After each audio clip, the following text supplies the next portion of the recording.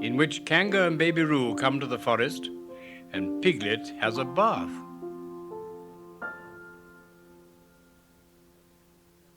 Nobody seemed to know where they came from, but there they were in the forest, Kanga and Baby Roo. When Pooh asked Christopher Robin, "How did they come here?" Christopher Robin said, "In the usual way, if you know what I mean, Pooh." And Pooh, who didn't, said, "Oh." And then he nodded his head twice and said, In the usual way, ah." And then he went to call upon his friend Piglet to see what he thought about it. And at Piglet's house he found Rabbit. So they all talked about it together. "What I don't like about it is this," said Rabbit. "Here are we, you, Pooh, and you, Piglet, and me, and suddenly—" "And Eeyore," said Pooh. "And Eeyore, and then suddenly—" "And Owl," said Pooh. "And Owl, and then all of a sudden—" "Oh, and Eeyore," said Pooh. "I was forgetting him." "Here we are," said Rabbit, very slowly and carefully. "All of us. And then, suddenly, we wake up one morning and what do we find? We find a strange animal among us, an animal of whom we'd never even heard before, an animal who carries her family about with her in her pocket. Suppose I carried my family about with me in my pocket. How many pockets should I want?" 16, said Piglet. 17, isn't it?" said Rabbit. "And one more for a handkerchief, that's 18. 18 pockets in one suit. Oh, I haven't time." There was a long and thoughtful silence, and then Pooh, who'd been frowning very hard for some minutes, said, "I make it 15. "What?" said Rabbit. 15. 15 what? Your family. What about them?" Pooh rubbed his nose and said that he thought Rabbit had been talking about his family. "Did I?" said Rabbit carelessly. "Yes, you said—" "Never mind, Pooh," said Piglet impatiently. "The question is, what are we to do about Kanga?" "Oh, I see," said Pooh. "The best way," said Rabbit, "would be this.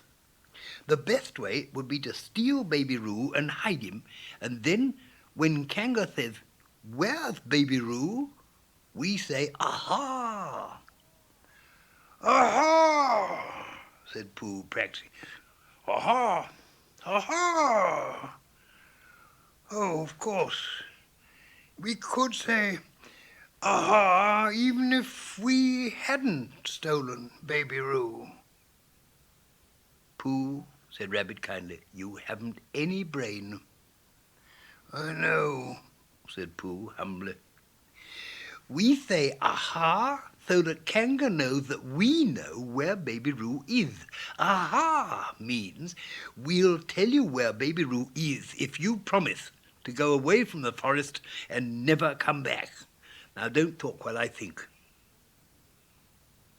Pooh went into a corner and tried saying "aha" in that sort of voice. Sometimes it seemed to him that it did mean what Rabbit said, and sometimes it seemed to him that it didn't.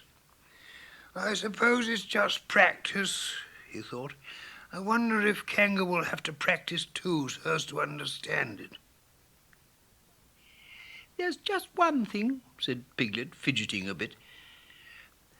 "I was talking to Christopher Robin, and he said that a Kanga was generally regarded as one of the fiercer aminals.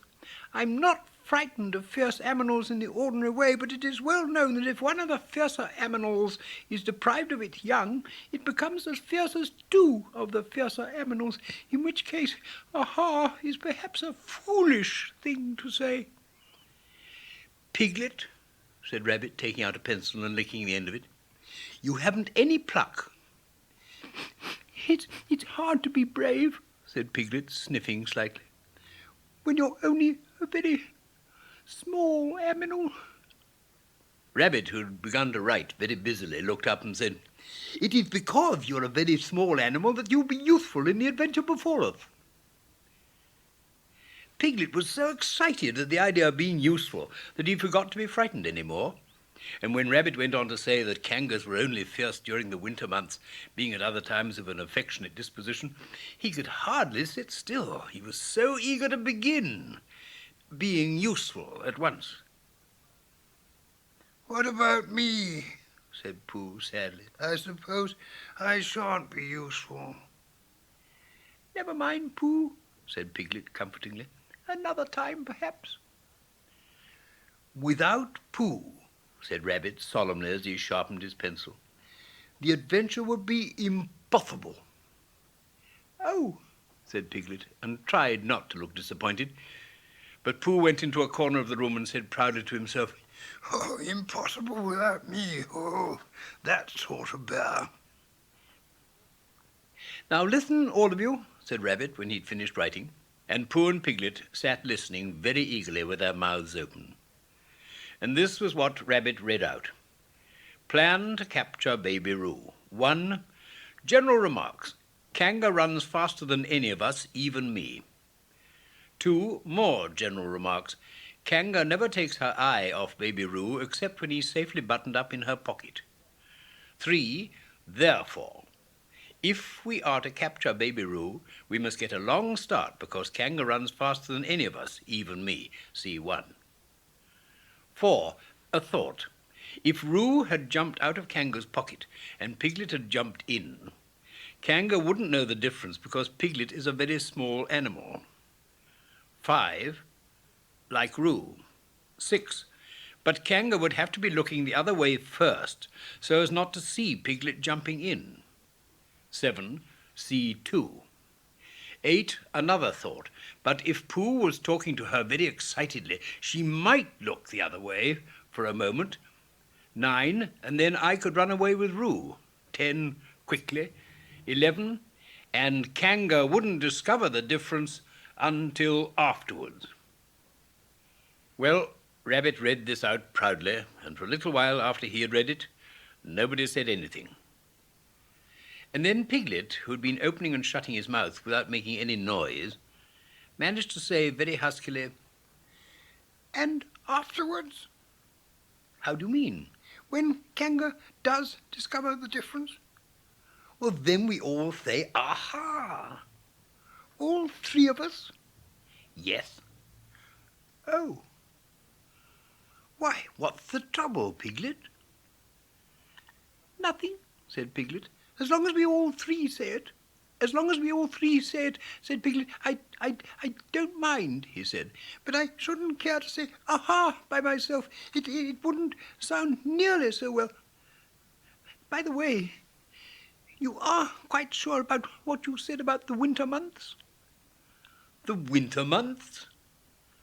Yes, only being fierce in the winter months. Oh, yes, that's all right. Well, Pooh, you see what you have to do? No, said Pooh Bear, not yet.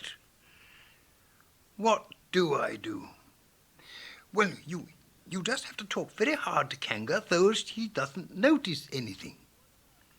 Oh, what about? Anything you like. You mean like telling her a little bit of poetry or something? That's it, said Rabbit. Splendid. Now, come along. So they all went out to look for Kanga. Kanga and Roo were spending a quiet afternoon in a sandy part of the forest. Baby Roo was practicing very small jumps in the sand and falling down mouse holes and climbing out of them. And Kanga was fidgeting about and saying, "Just one more jump, dear, and then we must go home." And at that moment, who should come stumping up the hill but Pooh? Good afternoon, Kanga. Good afternoon, Pooh. Look at me jumping, squeaked Roo and fell into another mouse hole. Hello, Roo, my little fellow. We were just going home, said Kanga. Good afternoon, Rabbit. Good afternoon, Piglet. Rabbit and Piglet, who had now come up from the other side of the hill, said, "Good afternoon," and "Hello, Roo." And Roo asked them to look at him jumping, so they stayed and looked. And Kanga looked too. Oh, Kanga, said Pooh, after Rabbit had winked at him twice. I don't know if you're interested in poetry at all. Hardly at all, said Kanga. Oh, said Pooh. "Roo, dear, just one more jump and then we must go home." There was a short silence while Roo fell down another mouse hole. "Go on," said Rabbit in a loud whisper behind his paw. Talking of poetry, Said Pooh. I made up a little piece as I was coming along. It went like this. Now, let me see. "Fancy," said Kanga. "Now, Roo, dear." You'll like this piece of poetry, said Rabbit. "You'll love it," said Piglet. You must listen very carefully, said Rabbit. "So as not to miss any of it," said Piglet. "Oh, yes," said Kanga, but she still looked at Baby Roo. How did it go, Pooh? Said Rabbit. Pooh gave a little cough and began. Lines written by a bear of very little brain. On Monday when the sun is hot, I wonder to myself a lot. Now is it true or is it not, that what is which and which is what? On Tuesday when it hails and snows, the feeling on me grows and grows, that hardly anybody knows if those are these or these are those. On Wednesday when the sky is blue and I have nothing else to do, I sometimes wonder if it's true that who is what and what is who. On Thursday when it starts to freeze and hoarfrost twinkles on the trees, how very readily one sees that these are whose, but whose are these? On Friday... On Friday... Oh, bother, what did happen on Friday? "Yes, it is, isn't it?" said Kanga, not waiting to hear what happened on Friday. "Just one more jump, Roo, dear, and then we really must be going." Rabbit gave Pooh a hurrying up sort of nudge. Talking of poetry, said Pooh quickly. Have you ever noticed that tree right over there? "Where?" said Kanga. "Now, Roo." Right over there, said Pooh, pointing behind Kanga's back. "No," said Kanga. Now jump in, Roo, dear, and we'll go home." You ought to look at that tree right over there, said Rabbit. Shall I lift you in, Roo? And he picked up Roo in his paws. I can see a bird in it from here, said Pooh. Or is it a fish? You ought to see that bird from here, said Rabbit, unless it's a fish. "It isn't a fish, it's a bird," said Piglet. "So it is," said Rabbit. "Is it a starling or a blackbird?" said Pooh. "That's the whole question," said Rabbit. "Is it a blackbird or a starling?"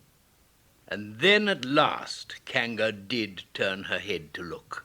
And the moment that her head was turned, Rabbit said in a loud voice, "In you go, Roo," and in jumped Piglet into Kanga's pocket, and off scampered Rabbit with Roo in his paws as fast as he could. "Why, where's Rabbit?" said Kanga, turning round again. "Are you all right, Roo, dear?" Piglet made a squeaky Roo noise from the bottom of Kanga's pocket. "Rabbit had to go away," said Pooh. "I think he thought of something he had to go and see about suddenly." "And Piglet?" I think Piglet thought of something at the same time, suddenly." "Well, we must be getting home," said Kanga. "Goodbye, Pooh." And in 3 large jumps she was gone. Pooh looked after her as she went. "I wish I could jump like that," he thought. "Some can and some can't, that's how it is." But there were moments when Piglet wished that Kanga couldn't. Often when he'd had a long walk home through the forest, he'd wished that he were a bird. But now he thought jerkily to himself at the bottom of Kanga's pocket, "If this isn't flying, I shall never really take to it." And as he went up in the air, he said, "Woo!" And as he came down, he said, "Ow!" And he was saying, "Ooh, ow, ooh, ow, ooh, ow," all the way to Kanga's house. And of course, as soon as Kanga unbuttoned her pocket, she saw what had happened. Just for a moment, she thought she was frightened, and then she knew she wasn't, for she felt sure that Christopher Robin would never let any harm happen to Roo. So she said to herself, if they're having a joke with me, I'll have a joke with them. Now then, Roo, dear, she said as she took Piglet out of her pocket, bedtime. Aha! Said Piglet as well as he could after his terrifying journey. But it wasn't a very good aha, and Kanga didn't seem to understand what it meant. Bath first, said Kanga in a cheerful voice. Aha! Said Piglet again, looking round anxiously for the others. But the others weren't there. Rabbit was playing with Baby Roo in his own house and feeling more fond of him every minute. And Pooh, who decided to be a Kanga, was still at the sandy place on the top of the forest, practicing jumps. I'm not at all sure, said Kanga in a thoughtful voice, that it wouldn't be a good idea to have a cold bath this evening. Would you like that, Roo, dear? Piglet, who'd never been really fond of baths, shuddered a long, indignant shudder, and said in as brave a voice as he could, Kanga, I see the time has come to speak plainly. Funny little Roo, said Kanga as she got the bath water ready. I am not Roo, said Piglet loudly. I am Piglet.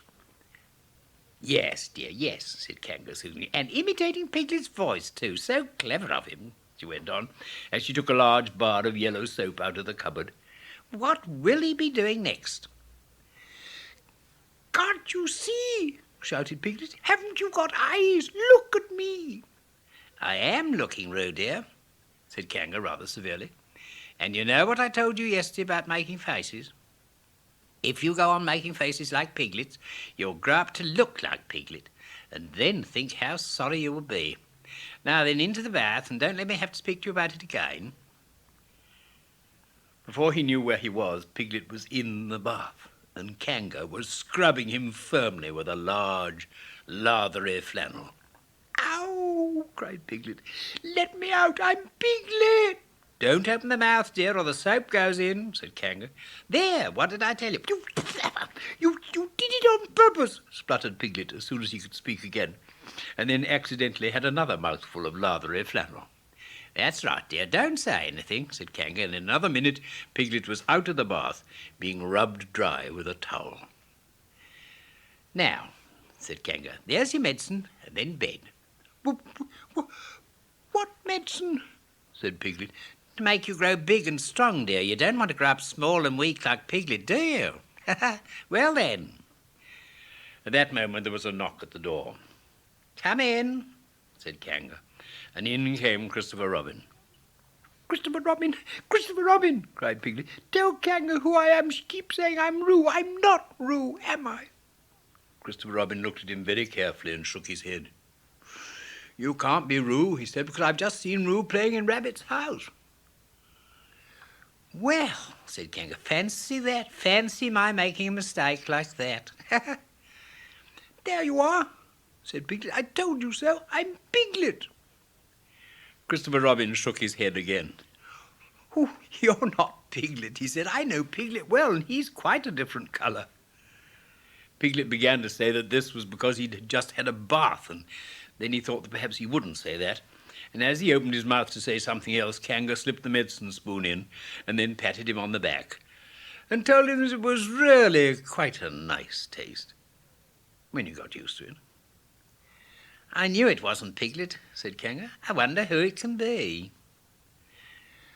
Perhaps it's some relation of Pooh's, said Christopher Robin. What about a nephew or an uncle or something? Kanga agreed that this was probably what it was, and said they would have to call it by some name. I shall call it Pootle, said Christopher Robin. Henry Pootle for short.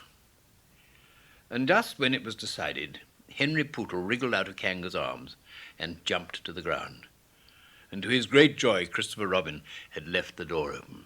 Never had Henry Pootle Piglet run so fast as he ran then, and he didn't stop running until he got quite close to his house. But when he was 100 yards away, he stopped running and rolled the rest of the way home so as to get his own nice, comfortable colour again. So Kanga and Roo stayed in the forest, and every Tuesday Roo spent the day with his great friend Rabbit, And every Tuesday, Kanga spent the day with her great friend Pooh, teaching him to jump. And every Tuesday, Piglet spent the day with his great friend Christopher Robin. So they were all happy again.